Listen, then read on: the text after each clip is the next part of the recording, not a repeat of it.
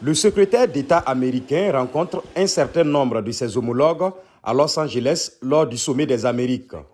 Mais les États-Unis n'ont pas invité Cuba, le Nicaragua et le Venezuela.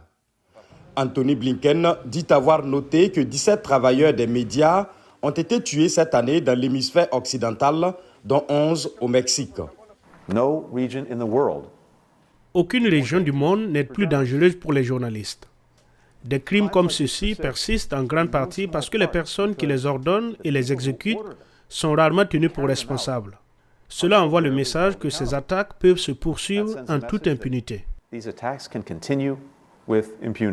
Lors du forum, des étudiants en journalisme ont demandé à Blinken pourquoi le proche allié de l'Amérique, Israël, n'a subi aucune répercussion après le meurtre de la journaliste palestinienne américaine Shirin Abu Akleh.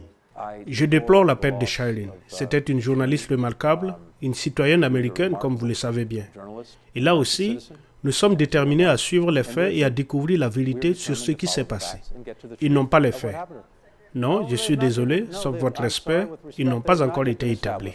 Le président Joe Biden envisage de se rendre en Arabie Saoudite, bien qu'il ait déclaré qu'il ferait du prince héritier Mohammed Ben Salman un paria à cause du meurtre du chroniqueur du Washington Post, Jamal Khashoggi. Les experts disent qu'il s'agit là d'un autre cas à surveiller pour évaluer l'engagement du président en faveur de la liberté de la presse.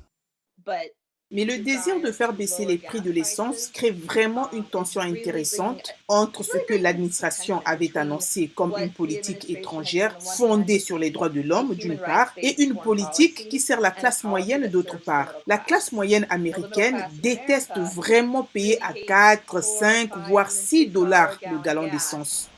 Les experts estiment que la flambée des prix de l'essence est probablement l'un des facteurs à l'origine du changement de Biden pour sa rencontre avec le prince héritier saoudien.